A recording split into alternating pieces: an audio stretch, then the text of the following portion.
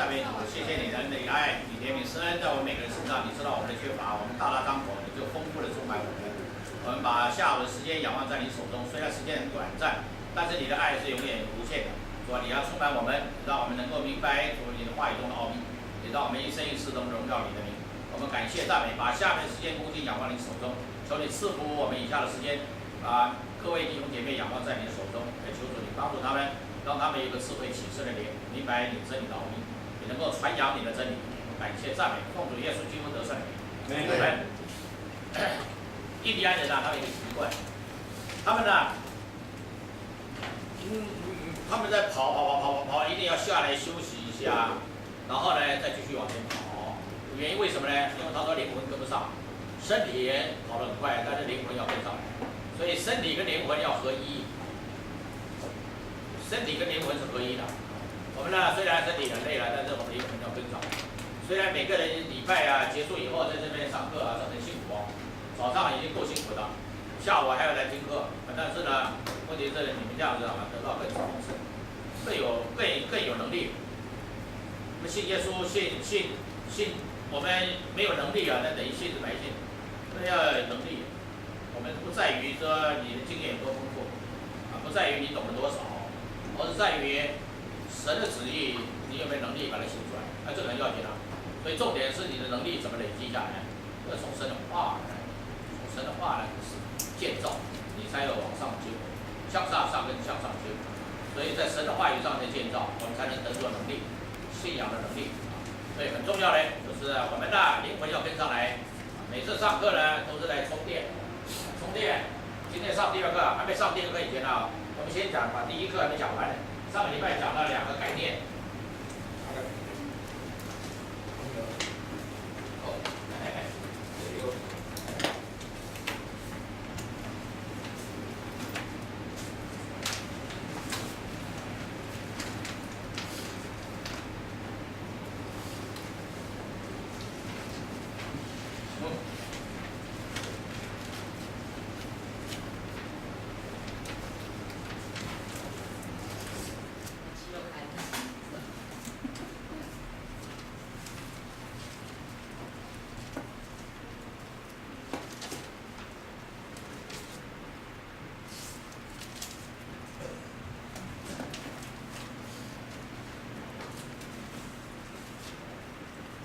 圣经一再讲，我们要做成得救的功夫。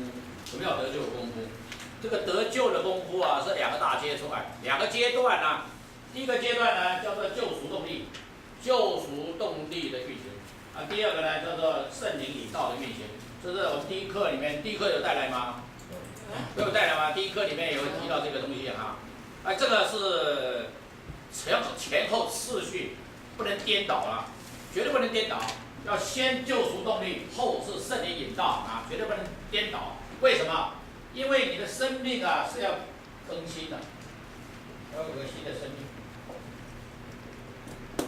才有新的生活。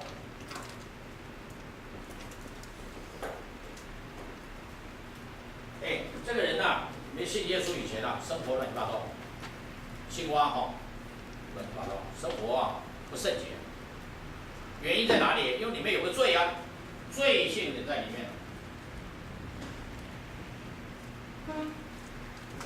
生下来的小孩都会嫉妒，你知道吗？你呢他那个，你的生2个小孩，那个姐姐哈，都会嫉妒那个弟弟受宠。你们大家哈都只注意他，不注意我，所以他就会生气。不要说那小孩子，大人也会嫉妒。以前有一次啊，国家庆典，这个国王哈就找这个全国最精彩的有一只象，那个是大象啊，我会表演。这个象很乖，我会听那个主人的命令。主人叫他说：“哎，来抬一只脚，他就抬一只脚；跳舞，跳舞；抬2只脚跳舞，他也抬2只脚；抬3只脚跳舞，他也跳。结果全部的人民啊就一直鼓掌啊，太神奇了，太伟大了。”这个国王就生气了，他说：“你们应该称赞我伟大，怎么会讲那个象伟大？”所以就很生气，就跟那个驯兽师讲：“哎，你叫那个象啊，4个脚都缩起来，看他能不能怎样？”这样，他嫉妒生气，因为老百姓都一直喝彩啊，他没有给他加给他加分了。这个对国王就记录了。我说那你叫他4个脚都缩起来，这样。结果那个驯兽师啊，听国王的命令，他那4只脚都缩起来。那个大将一听以后，就把那个脚一缩起来，砰一下就跳到那个对岸去了。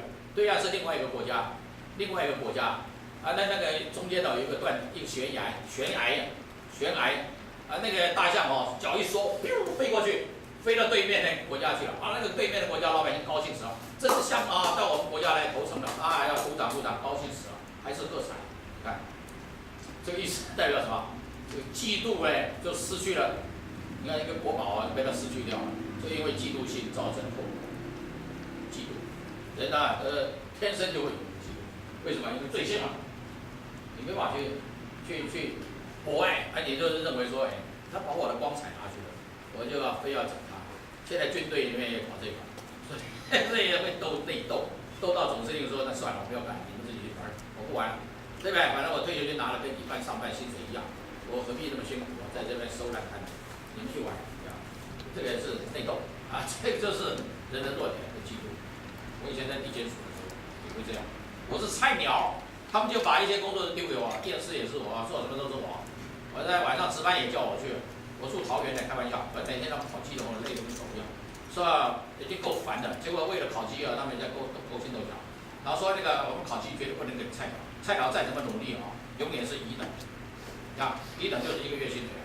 啊，奖金啊，那个甲等的话是2个月，啊，那些混的那些老人，他们呢都甲等，然后我是不是累死了，从这边跑那边了，什么鬼事都我连正月初1我还要出去夜市，那这样子的话变成乙等，我气死了，不干了，再见，拜拜，不玩了，你们自己好自为之，这样。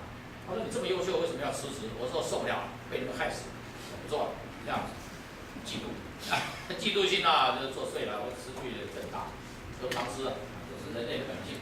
罪性在里面，那罪性要拿掉啊，不拿掉你怎么那个解决，让你过一个有这个新生？所以这个只有救赎。耶稣基督救赎，耶稣基督在十字架上钉死，就为了你，为了我。他来这个世界的目的也就是来死的。全世界啊，上帝没有希望你们都死了，没有，上帝不希望你们死了，上帝要你们活，要耶稣基督来拯救你们，要让你们活。只有一个人，上帝要他死，耶稣基督。耶稣基督在天上呢，他是万王之王，对不对哈？满荣其荣，这么荣耀尊贵，他到你们这地上来这么污秽的地方，忍受，把你到了公共厕所一样，臭死了，你要忍受，为什么？你有使命，所以你要跑进去。所以那个厕所这么臭，这个世界，这个世界就是这么污秽啊，臭。可是啊，耶稣基督啊，他那么尊贵荣耀，到我们地方来，这么委屈啊，来这里就是为了你，为了我的罪，解决你们的罪行。所以他在十字架上啊，把那个罪性把它除掉。我们呢跟着耶稣基督同死同活，我们那个罪性就除掉了。罪性会影响到罪行为，你因为有个恨念啊，所以你就会产生杀人。你因为有个嫉妒，你就会去陷害人家。这个呢，因为罪性而产生罪行，所以这个罪性要拿掉。拿掉怎么办？如今我们在基督里就不再定罪，意思就是说，耶稣基督他定死在十字架上是为了你死，把那个罪性在十字架上定死掉，以死来对付死，以毒攻毒，以死对付死。他用死来对付死亡权势，死亡在耶稣基督上已经没有权势了，耶稣基督是复活，胜过死亡，对不对？好，我们讲这个十字架是最羞辱的，因为十字架是在以前罗马时代定十字架是最羞辱的刑罚，你知道吗？但是也是最荣耀的。现在很多人喜欢挂十字架，你们都没挂十字架，他有挂。十字架是一种荣耀，为什么？因为耶稣基督成就了，成就什么东西？救赎，把罪除掉，把人类的罪性除掉，除掉了以后呢，得胜。所以我们有主导文啥？不是主导文，使徒信经讲说，谢你兄弟大名，这是什么大名？大名是秘书。逐日学报告，逐日学校长改选。以前呢，这个国王啊，一个军队打仗啊，回来一个将军啊来了以后，那皇上就叫他坐在右边。那右边的意思是什么？荣耀的意思，得胜的意思啊，对不对？掌权的意思啊，封你为，请各位老师准时参加，谢谢。好，封你为平西大将军，来坐为右边。这个意思就是得胜者、掌权者、得胜者，还有什么？这是他最心爱的，这个将军是我最心爱的，这坐在右边，这里兄弟大兵，耶稣基督得胜死亡，耶稣基督荣耀君王回来，上帝最喜爱的儿子，坐在兄弟大兵，这个大兵啊，驾兵的右边的，是不是啊？这样好，我们现在讲到说，救赎的动力，救赎把你扭转过来，你本来是亚当的，把你转回基督的，转向过来。叫救赎的动力，救赎不是那个死的嘞，是活的。耶稣基督在十字架上钉死，是跟你有关哦，神人之间的关系，你怎么会有关联？是因为圣灵把你拉过去，拉到那个十字架上，所以与基督同死，因为圣灵的关系。接下来这个。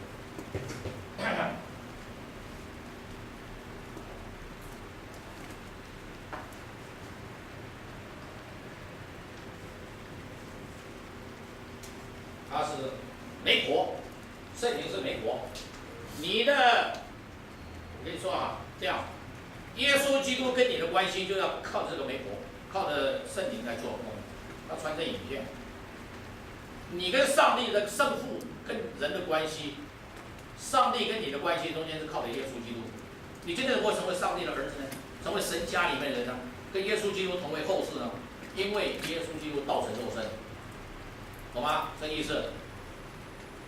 那你跟耶稣基督中间是靠什么呢？靠圣灵。有耶稣基督2000年前道成肉身了，33年半他死而复活到天上去了。啊，你是2000年以后才出生的哦。你跟他之间的关系是靠什么？靠中间的这个圣灵，圣灵。所以没有圣灵，一切都没动，没办法运作，没办法动，对不对？这个机器要运作，一定要有一个媒婆，这个中间者。这个中间者就是圣灵，圣灵把你带到2000年前耶稣基督在十字架上的死，跟耶稣基督的复活，跟他牵连关系，让他教观念连接起来，对不对？好，所以圣灵重要。圣灵跟你有什么关系？圣灵引导你，带领你，光照你，好吧？这个懂意思吗？好，上个礼拜我们还继续讲一个，我没讲完，跑回家讲后悔死了。现在啊，现在赶快给你补上去。上个礼拜我们讲到一点呢，在你们那个最后一行里面讲，圣父预备了救恩，对不对啊？这个救恩，上帝已经预备好了救恩，这也他的旨意啊，计划。然后呢，圣子成全救恩，圣子在十字架上完成了，对不对？好，然后呢，圣灵施行救恩。圣灵啊，跟你同在，也是在带领你施行这个救恩，对不对？这个上礼拜讲到这里啊，好，现在继续要把这个完成啊，来爆料，我把那邓你哦，给平安，我再继续把它讲完了。现在问你啊，上帝什么时候预备救恩？圣子什么时候成全救恩？圣灵什么时候施行救恩？上礼拜没讲，所以这礼拜要把它完成。我拿个笔记下来啊。这个啊很重要的东西啊，我跟你说啊，你把这个东西搞清楚了，你看圣经就能看得懂。要不然你看圣经，看约翰福音啊15、16、17 3章都讲圣灵论，你看不懂沙湖，为什么？你隔成一个沙，所以呢看不清楚。现在我把这个东西给你解破，所以你要一看就懂了。记得啊，第一个，上帝什么时候预备救恩？在创世之前就预备好。你说我人类还没犯罪，他怎么知道？哎。上帝他没有时间的概念啊，上帝是永恒者，所以在他来讲没有前后次序的问题，在他来讲是一致性。在永恒当中啊，创世以前，创世之前，保罗讲了3次，说耶稣基督在大马色上拯救了，后来改了。错，我在母胎的时候啊，我在妈妈的肚子里面，他就解决我。后来想想又错，修正。他在创世之前就解决我。保罗他讲啊，在罗马书讲说，创世之前他就拯救我，是吧？创世之前才对啊，不是在大马色上拯救你，也不是在母胎的时候拯救你，而是什么？在创世之前他已经订立一个旨意。救赎他所造的世界，为什么？因为撒旦那么高贵，作乱，撒旦做破坏的工作，对不对？所以他创造的一切都美好，但是就有撒旦在里面，撒旦就来把你破坏掉，所以他一定要救赎回来，对不对哈？我呢这个雕像，我雕了一条狗，我雕好以后啊，不小心那尾巴断掉了，你要做什么工作？归个蛋雕掉？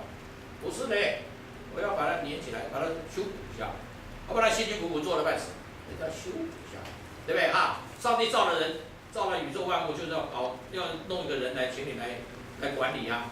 这个人堕落了，上帝不会把你弃绝啊，上帝要把你修补一下，拯救回来。所以在创世之前啊，神就有这种旨意跟计划。我现在讲我们很多用语都用错，这是上帝旨意。像我岳母就是每次他只要动不动他就讲这是上帝旨意。个别的话没有上帝旨意的问题，而是什么？上帝的引导，上帝的引导概念。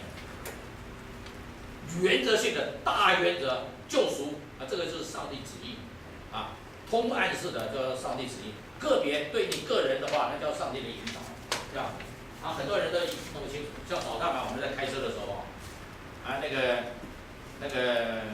那个不晓得是我那个侄儿，我那个小侄女红叶她那个女儿在讲一个什么话，讲说她昨天回来的时候到了几点钟一直睡不着，在想一个问题然后呢后来才慢慢睡着了。好在今天早上赶上来，因为我早上来教书教那个茶经班的那个约翰福音说要快点他还在睡觉了，快点这样子。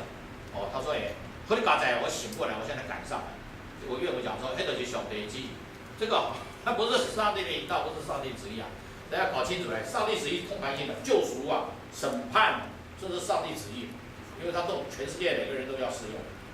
对你个人不一定你几月几号要生阿公，你现在做阿公，几月几号那不是上帝旨意，那是上帝的引导，上帝的带领，上帝的引导，对不对？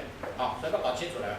原则是大公案的话，那就是旨意，上帝计划旨意，对不对？对个人呢是引导，不能乱理讲，都是上帝的旨意，什么都是上帝的旨意，对不对？拉个肚子，然后呢吃个药好了，小飞机，然后这个也是上帝旨意，不乱讲，上帝旨意是通案性，启示我们明白真理，能让我们成为圣洁，合乎主用，这个都是上帝旨意改变一个人，带领一个人。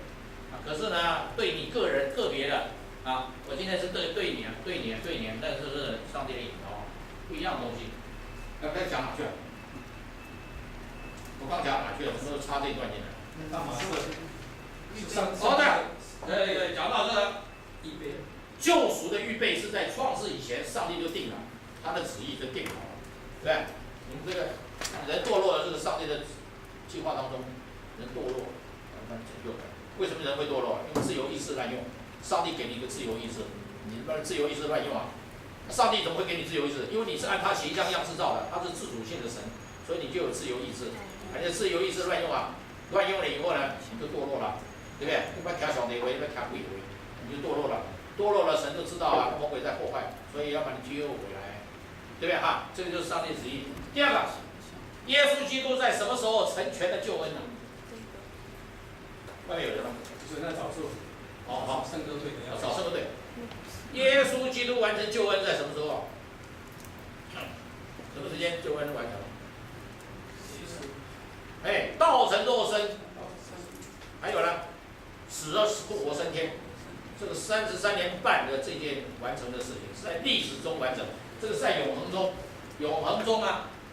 现在呢，成全的救恩是在历史中，记得你要记得。将来在读约翰福音15、16、17的时候，你就看懂了，它里面也一直在讲这个问题，在历史中，这个是在永恒中创造之前在永恒中。我现在讲的是耶稣基督成全救恩是在历史中，在哪个历史中在那个罗马时代，那个罗马那个皇帝叫什么？他叫人家要报名上册，那个皇帝叫什么？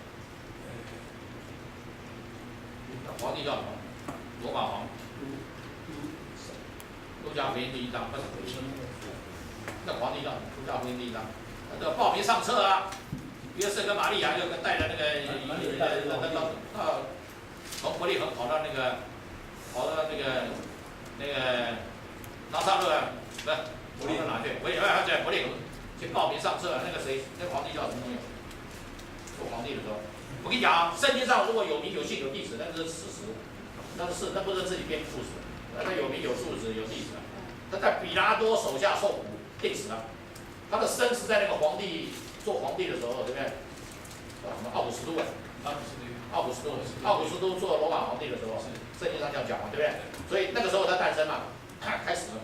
他死了复活升天的时候是在本多比拉多那个时候，然后被定死以后升天。比拉多确实有这个人啊，在瑞士那个山上有一个叫比拉多庄，就是比拉多后来退休以后住在那个山庄，结果发神经病了，后来就死在那里。奥古斯都，奥古斯都就第一个皇帝，罗马第一个皇帝，第2章第1节，对啊，第2章第1节，所以奥古斯都，我们8月份叫奥古斯，8月份英文怎么讲？奥古斯的就是他的名字，就是奥古斯都的名字，因为他是8月份出生嘛，他非要把那个名字改他的月份，本来月份不是 September 嘛，9月才对。但是为了他往后退，所以变成8月份就是奥古斯都了。我们现在开始讲说这个永恒是在他这个什么出望世之前是上帝预备救恩，耶稣基督成全救恩，圣子成全救恩是在哪里？是在历史当中。奥古斯都做国王的时候，然后呢，到了那个比拉多任内定死嘛，对不对？所以这段时间到升天时，这段时间是什么？成全。救赎的完成，救赎成全了，耶稣基督已经完成这个大的工作了。上帝的计划在他手上完成了，完成以后够不够啊？他不够，那以后的人怎么办？那个时代的人罪得了洗清了，那么后来人怎么办？跟他无关吗？跟耶稣基督无关吗？上帝有预备了，差遣圣灵。耶稣基督说：“我听以后，我跟差圣灵给你们同在。”圣灵是什么时候施行救恩？什么时候圣灵施行救恩？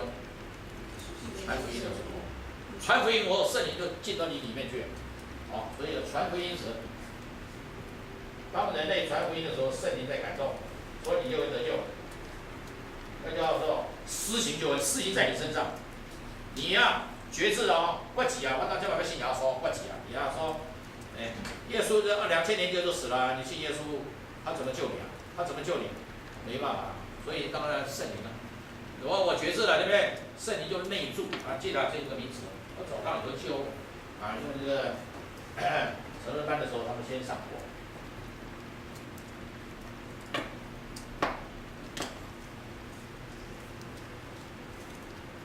什么叫圣灵内住啊？圣灵在你们里面以后呢，他就把你拉到耶稣基督死而复活的那个点上，回到那个点上，耶稣基督死而复活是为了你。超越时空了2000年之前的，把你归在那边，归在基督里。这保罗一直讲说，在基督里，懂意思吧？保罗的3大神学思想我跟你讲过了，对不对？第一个救恩论，对吧？恩典论，保罗的恩典论我现在只给你提过你听听就好，否则那个讲不完了。恩典论，第二个基督论，第3个复活论。这是保罗的神学思想，3大神学思想你们那个以后上课的时候会讲到人论的时候会讲，因为这个讲完以后有讲人论，我会仔细跟你们说保罗的神学3大思想。哇，你说那13篇保罗的东西，我给你浓缩了，就这3大思想，3个支柱，这样的，好吗？以后呢上课的时候再讲，先把这个东西讲完。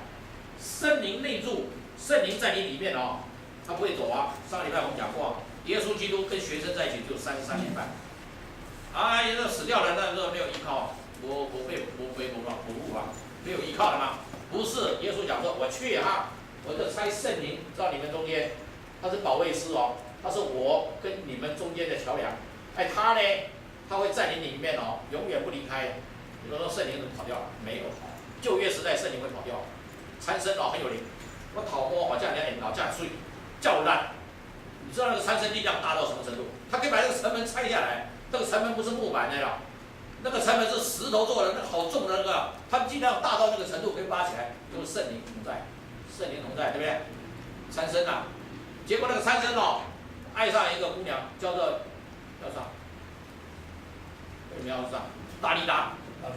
大力拉，以前有个电影叫《霸王妖姬》，就是大力拉哦，他就迷惑他，你哪要跟他做位哦？可以，你要告诉我你的秘密是啥？你有什么秘密？你讲我的秘密就是我头毛，安尼。所以他睡觉的时候，那个人就把头发给他剪掉，剪掉以后哦，一看到非利士人来了，哇，那边干你修剪哦，这不烂，弄啪啪，软趴趴的不烂啊，他想干呢？没头发，那这个意思代表什么？灵的力量哦消失了，没有灵力。那个头发不重要，重要是灵嘛，灵的力量，那个灵就消失了，因为他犯了奸淫罪啊，你怎么跟外邦女子在混？没有灵力，没有灵力了被抓去了，抓去以后赶快眼睛给我挖掉，把眼睛给我挖掉，挖掉以后哦，每天在那拉磨，看不见，在那边当驴子一样在那边拉磨坊那边拉磨，磨了以后啊，人家很高兴说这个英雄被我抓来，他们就很高兴，国家庆典国庆日，来，把这个傻瓜抓出来。抓出来以后啊，叫他表演节目，这样。后来他真的表演了，把两个柱子一拉断，那整个会堂倒下来，全部压死，全部把非利士的那些将领就压死了，报仇，对不对哈？上帝有喜欢他吗？没有，没喜欢他。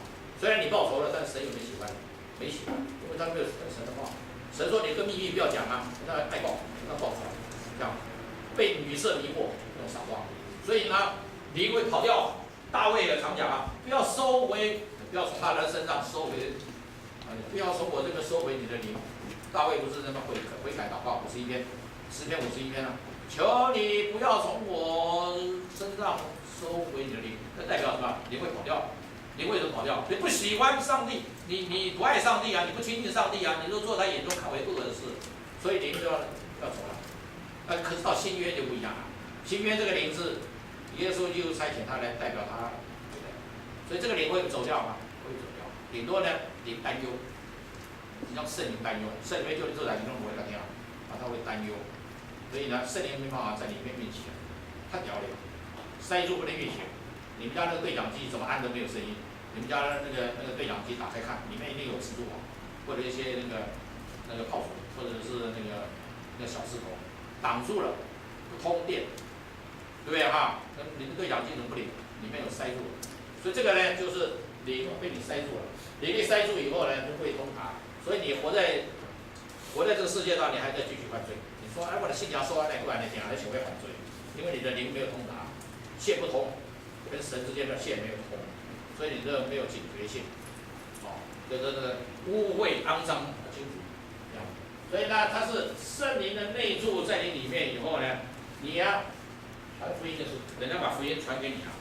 这个道传给你的时候，你里面就亮起来了啊！这个道是对我讲的，哇，被道，我吃扎心，我就一定要信耶稣，决志悔改认罪。有人听圣歌也会哭，掉眼泪，太感动了，掉眼泪，会吧？你们有经验吗？听圣歌会掉眼泪，对不对哈？会啊，为什么会这样？灵里面的跳动，灵里面的感动，扎心，这种感动，错了。这个是灵的感动，所以在传福音的当时，这个灵就在里面在打动你的灵，你的灵本来硬邦邦死相，死的僵化，让你的灵活起来。我们在始终活过来。比如所说啊，第2章啊，我们在过犯当中啊，它让我们活过来，活过来意思就是复苏啊，复苏过来就是醒过来了，它让你醒过来了。在那个灵圣灵在你的灵里面打动你的灵，让你醒过来的意思这就是圣灵的内住。因为圣灵的内住开始就是有圣灵的引导。圣灵怎么引导你啊？圣灵的引导不是他拉着你，而是什么？把你的自我交给圣灵，以神的旨意为旨意，以神的主权为主权。较早你拢家己咧做主的自己的意志力。自己的随着情感，随着邪灵私欲，在那边运作。你的生活就是这样，所以你的生活一直没办法操管，不能够不能够圣洁、圣化。那怎么办？因为圣灵在里面要做工啊，圣灵要运作，圣灵就像什么呢 ？sensor， 你的汽车倒退了之后，不然呢，因为ERS上面它会响，哔哔哔哔哔响，对不对？啊，它的 sensor 警告你，叫你小心点，是不是啊？我这个常常倒车的时候不小心，咣一下撞到，没有听 sensor 已经在叫了，我还没听见，哐一下撞到。所以呢，这个就是 sensor 的作用。圣灵在你里面呢，就是这个警告你啊，在里面警告你，为要让你过一个新生活。你本来已经有新生命了，可是你没办法新生活，你还在罪中。信耶稣以后还会在罪恶中呢，随从热，对不对哈？所以呢，他这个圣灵就开始把你慢慢革命，把你改革。改革呢，重点就是在哪里？圣灵的运行，按照耶稣基督的标准，按照上帝的标准、上帝的形象的标准，慢慢把你雕刻，把你雕刻成那个样子。有一个人说，我那个去玩了，看见那个海边有卖那个古董，还有那个木雕啊。我在看了以后，这个木雕觉得不错，我要买那个木雕。买那个木雕的时候，旁边他那个人讲说是，你如果买这个渔夫啊，我这两个胖子就送给你，因为胖子不需要雕刻嘛，很便宜。这个渔夫就有雕刻，雕刻的很精细，脸上的皱纹啊，是不是？手上的筋啊什么的雕刻，他那个功夫很花钱的。功夫很花钱，那个渔夫的价格比较高嘛。你买一个渔夫的话，我送你两个胖子，这两个胖子光光的木头，只要弄个脸就好了，其他不用雕刻了，他就胖兮兮的。这个人送给你啊，意思就是说，你买那个贵的这两个较小的上给你。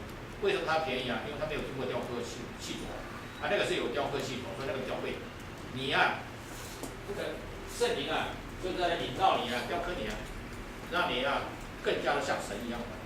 所以神要慢慢雕刻你，要改变你，这个价值比较高。所以你要圣灵的引导你带领你就是把你主权交给他。以前你自己做主现在是什么？圣灵做主，圣灵在教导你引导。因为下集下一步要写的乱七八糟鸡爬一样。现在呢，我抓住你的手，来顺着我的手来写，说你要顺从。美赛亚教练一说，你要对话，来顺从。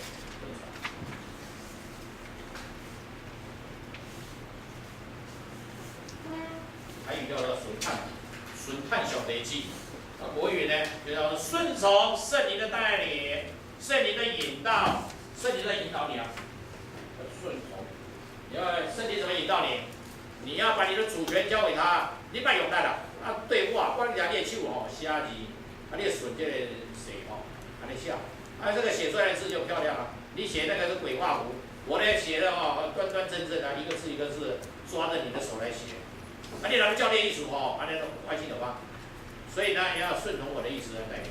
圣灵带领引导你们呢，就是我现在还没讲课嘞，我现在是把上个礼拜没讲完的，把它继续完成。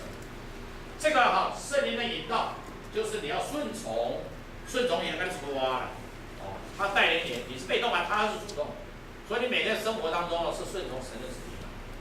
讲得很简单可是做了就不容易，你要一步一步慢慢的学习。圣灵呢，他会教导你同时他要光照你，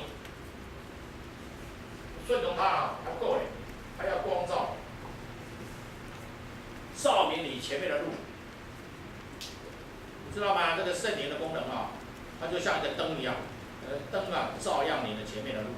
有个人白天他点个灯，拿个灯在白天走，人家觉得很好奇说，请问你白天点个灯干？白天点灯他这个世界太黑暗，所以呢，我要照着前面的路。艺术光他让心太黑了，它不是没灯太阳灯那么强，怎么没灯太阳光那么强，怎么会没灯？主要就是说是人在黑暗当中没有路圣灵呢，它是代表神它是神它光照你前面的路，指示你前面的道路你每天在晚上，我现在晚上就会安静的坐在椅子上，然后思想我今天做了哪些事，哪些是不合神的旨意，哪些是错，赶快跪下来祷告一下，求主赦免，我错了，求原谅，让我明天又重新努力。你那个罪如果不对付掉的话，坠在你里面，它会累积起来，累积起来变成坚固的营垒。坚固的营垒就是说，不为圣经的真理所动，你一直以为你是对的，所以呢，你就不为所动，不为所动了，你就不会进步，不会提升你的生命。久而久之，你会厌烦宗教，不喜欢宗教。宗教是干什么用？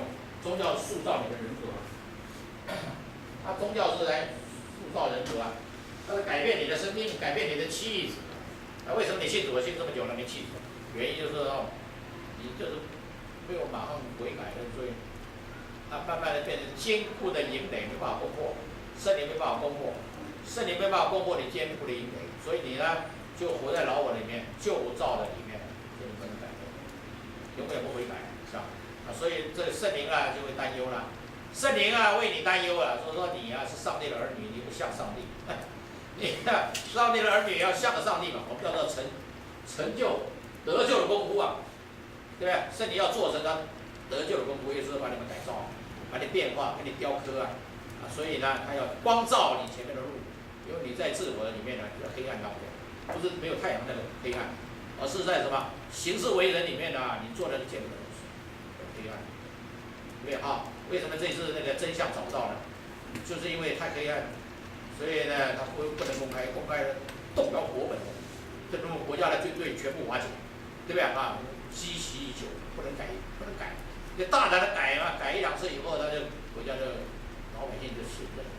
现在老百姓不信任了，为什么不信任？啊，你这个弊端你不能把它揭露出来，你怕人家大家知道，所以你不讲真相不明白，老百姓就不信任了，对不对？很简单的道理啊。所以呢，你也一样，你也跟他一样的，就是你里面的糊涂清掉。为什么要清掉？因为圣灵的光照知道你所在哪里，对不对？啊，圣灵呢启示你。为什么叫它圣灵啊？因为它是圣洁的灵啊，圣洁的灵，圣洁的灵啊，它要启示你，让你成为圣洁，让你明白真理的道，真理让你圣洁，神的儿子让你圣洁，好学让你圣洁，神的道让你圣洁，对不对？啊，道，你看，这是约翰福音最简单的东西啊，对啊，这样好，我们现在继续讲圣灵做启示的工作。圣洁圣灵啊，让你圣化你的思想意念，圣灵在光照你，圣灵在引导你，这个都是圣灵在做的工作。所以圣灵呢，它是动力的灵，动的，它不是死的，它是动的，跟你的生命啊合一。所以人类啊，就是在追求与神合一。怎么能够与神合一呢？用圣灵的引导。让你能够成为圣洁，你的生命跟上帝的生命是合有，跟神同在。人类最大的幸福是什么？追求最大的幸福。Hello， 讲快了。与神同在。跟神同在，这是最大的。一把利益嘛，神同在是人类最大的幸福。人类最大的盼望是什么？来世，很好，来世。今生啊，今生已经过了一大半，乱七八糟，没关系，盼望是来世。对啊，人类最大盼望，人类最大的责任是什么？信仰要存在的，信仰乱七八糟，信仰一定要建立起来，纯正的信仰，神的话，真理道，真理的道里面啊，你才能够信仰，这是我们最大的责任。对，最大的幸福就是神同在，神的合一，与神同在，与神同在，你要像他，你跟他不一样，不能圣洁，不能同在，不同啊，你在远离他了，对吧？好了，这个是上礼拜的课哦。我们现在要讲这个礼拜，剩下15分钟，没关系，我们还是继续把它讲完，勇敢的讲啊。这是第二课了，第二课更进深一步了。上个礼拜是通的介绍，现在我们要进入第二章，第二章是很重要的呀，一共有12章，对不对？讲义带了没？这第二章的讲义，它怎么印这么多？还有这么多讲义啊？每个人都有讲义了啊。我们来看第二章，圣灵到底是谁呢？这是三位一体的上帝。这个不用讲，你们都知道。但圣灵做什么事呢？圣父、圣子、圣灵一起做事。这以前我们讲过，3个同时在做，只是着重位格不同啊。好，现在开始讲创世纪第1章第2节里面讲，神的灵是运行在水面上，圣灵第一次把自己启示出来的时候，就启示了2个方面。第一个方面呢，它是从神来的，神的灵嘛，当然是从神而来，不然从哪来？当然是从神而来。第一个，它的来源，它是什么？它就是上帝哦，它就是源头嘛，从上帝而来的就是上帝嘛。所以它圣灵是什么？是神，是上帝。第二个，它的动性，它是动力的圣灵。我刚刚介绍了老半天了啊，圣灵的引导，圣灵的光照，圣灵的带领。哎，我刚刚讲的这个，我们老是把这个神的旨意跟圣灵的引导是搞错了。我刚刚讲，哎，有还没到的人，我再讲一遍，不要动不动讲说是上帝的旨意。上帝的旨意是什么？是通则。啊，圣灵的引导是什么？细则，对你那是引导。啊，上帝对于全人类的计划，那个叫做什么？上帝的旨意，很好，讲得很好。上帝的旨意，啊，我跟这个人结婚，那是上帝旨意吗？不是，上帝的引导，啊，这个是配合，好好的引导。不要讲说这个上帝的旨意，啊，救赎，上帝的旨意，创造，这个上帝的旨意，上帝。只有上帝没有创造，没有我们万事万物啊，所以呢，上帝的爱没办法延伸啊。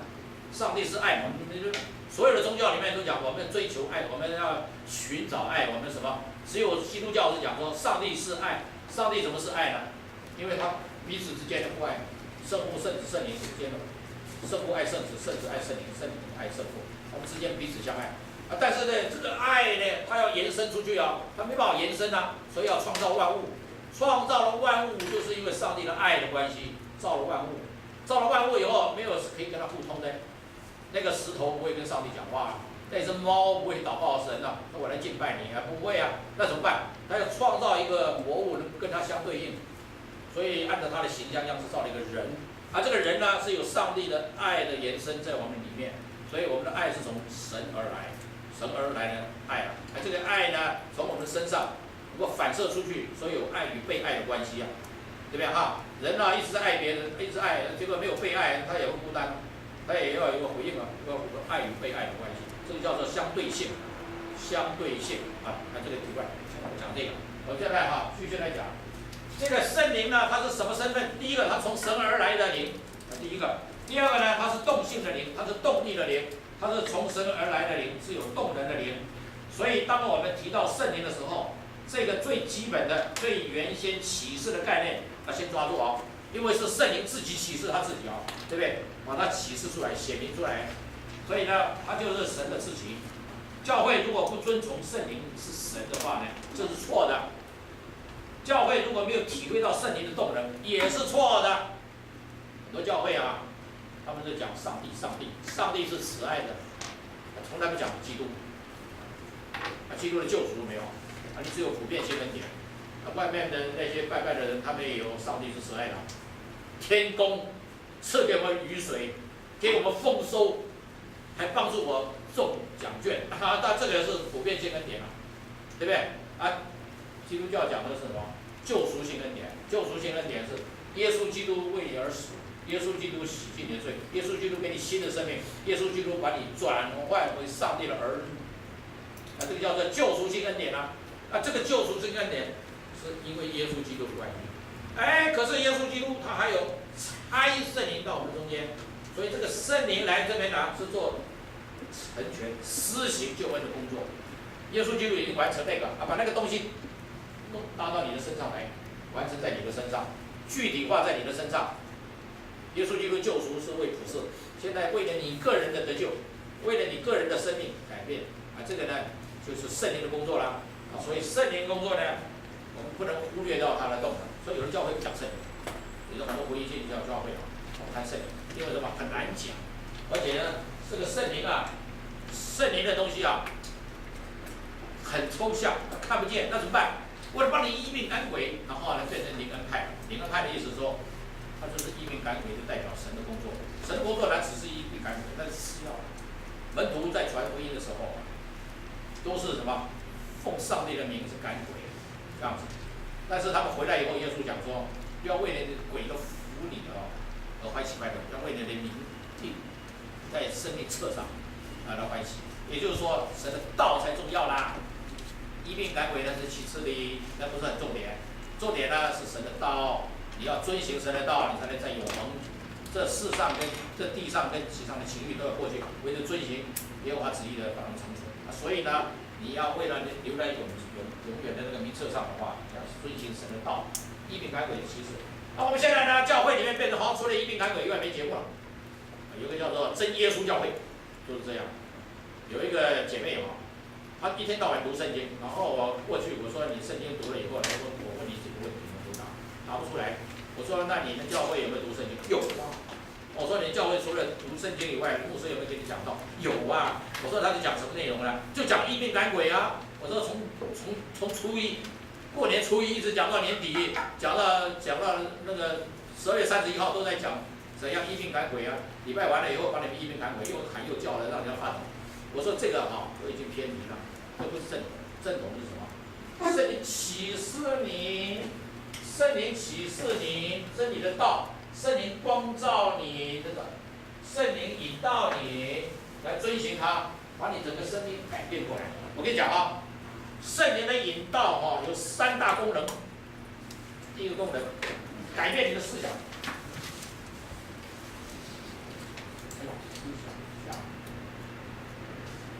就是你的理性。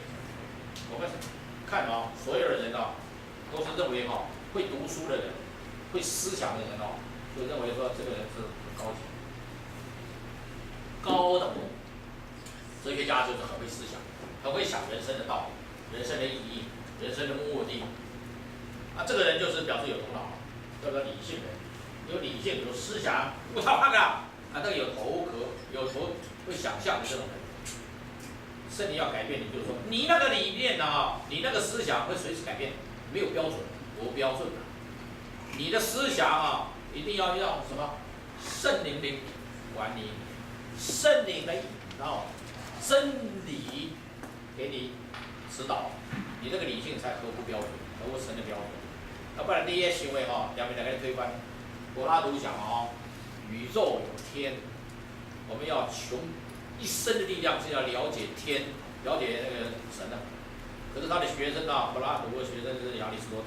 亚里士多德说，这个宇宙这么大，上帝已经透过这个宇宙告诉我们一些知识，所以我们要去研究了这个宇宙间的知识。不是天呀，是地，我们要了解这地上的这些万物，所以我们要研究蝴蝶，研究那个毛毛虫，从里面探求生命的奥秘。或者我有棵树，从这个叶子里面去了解这个生命的意义、生命的目的。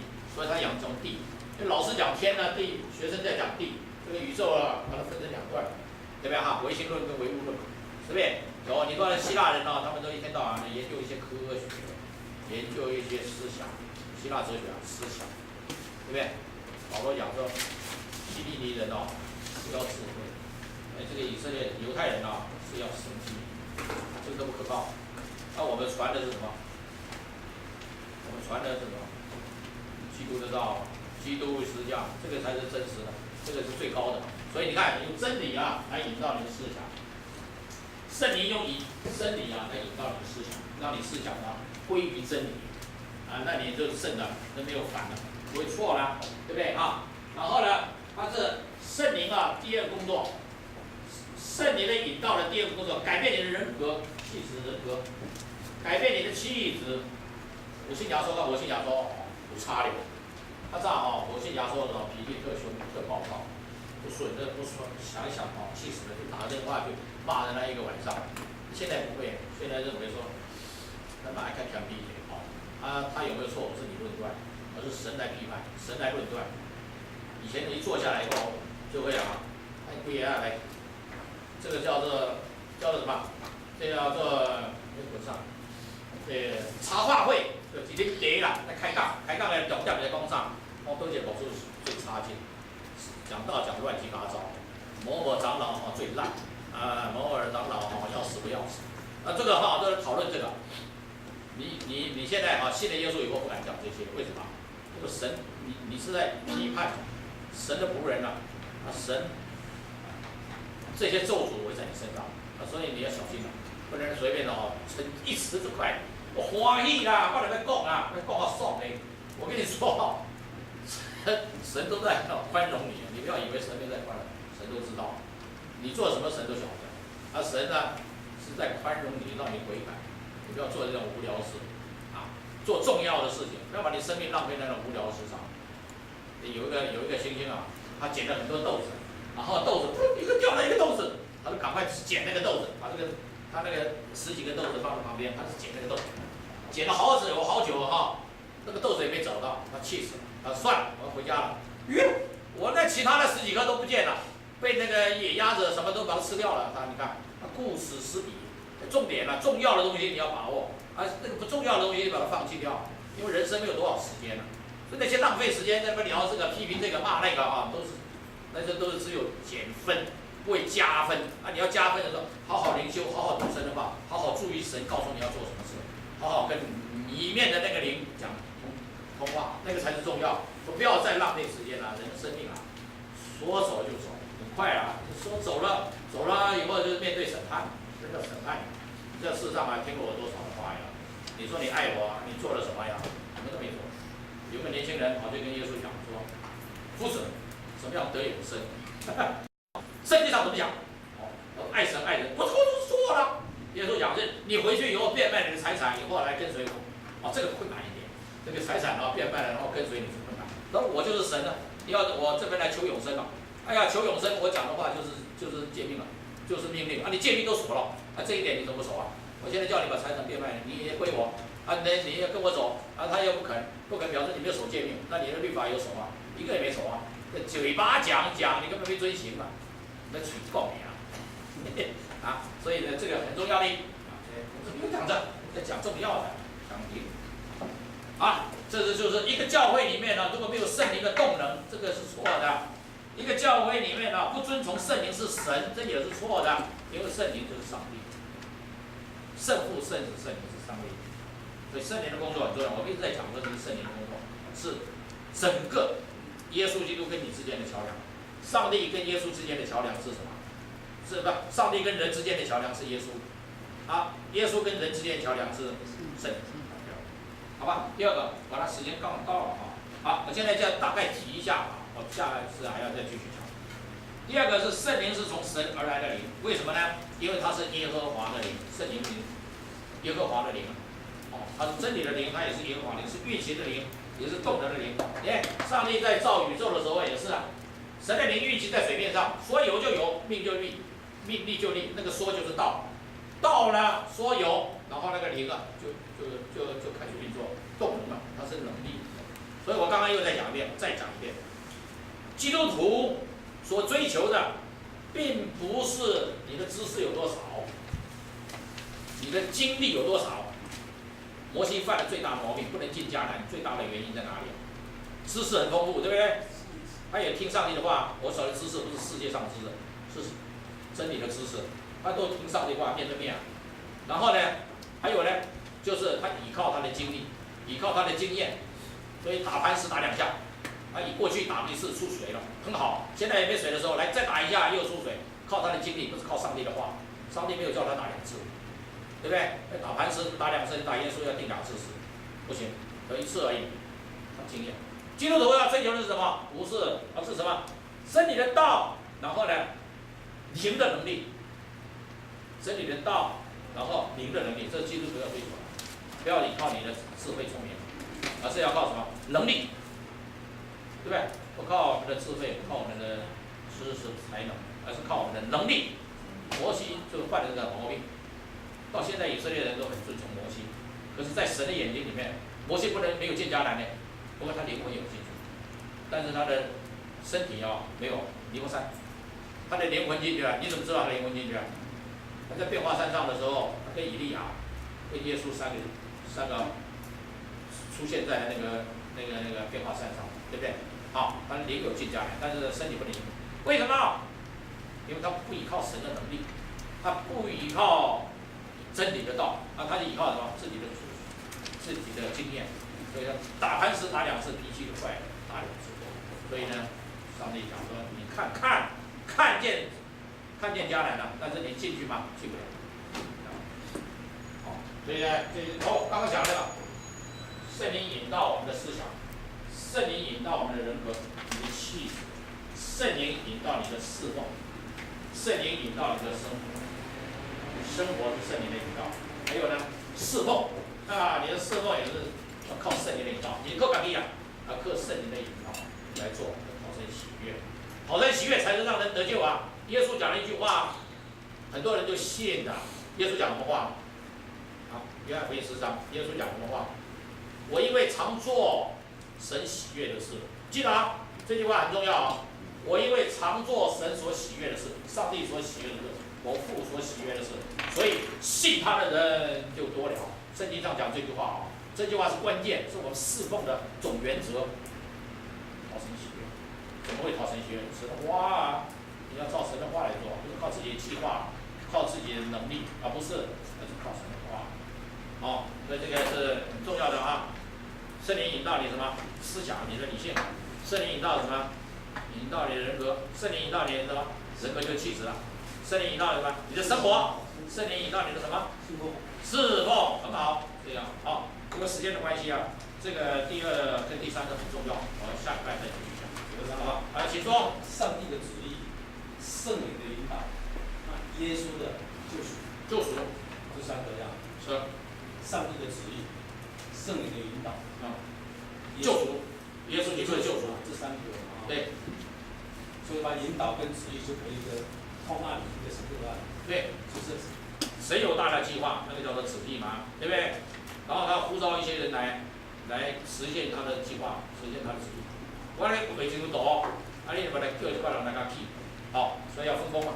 啊，耶稣基督呢，他救赎，因为神心中的最大的旨意就是要把你们从被造的人转换成神的儿女，那个新造的人，里面有永远的生命在里面，有神的生命在里面。你以前是旧造的生命，是属人的生命，现在是属天的生命。神要把那个生命给你换新，换成新的。所以旧约以西结书11章19节讲，我给你换一个肉心，实心换成肉心，就是更新生命啊。简单讲就是更新生命。到了新约来讲就是重生。耶稣讲过就是要重生，重生就是换新生命。这换新生命是神的计划，神的旨意，要给你们换。换是什么？要把它分工啊。那建筑师画的图啊，总是有人去建造的。是耶稣基督道成肉身到我们中间，为我们的死完成了救赎。救赎升天以后呢，差遣圣灵来做每一天的改变工作，把它贴成那个样式出来，好吧？就这个意思，好吧？那我们今天课在这里啊，有什么问题没有？都没有了吧？这个讲义还留着，下个礼拜还得再用啊。OK， 好，做个祷告。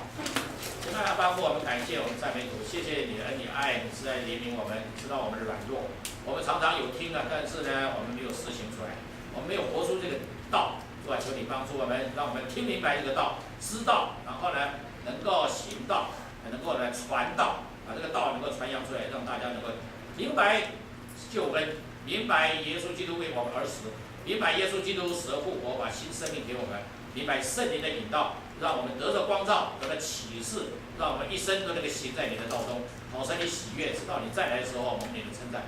我们感谢赞美我们在座的弟兄姐妹，每一位他们都有谦卑学习的心，求你再一次的怜悯，在这施恩给他们，让他们所听的都能够传扬出来，让他们所做的一切都讨神的喜悦。感谢赞美，奉靠主耶稣基督得胜的名，阿门。好，神祝福给你们哈，让你们更有能力。谢谢。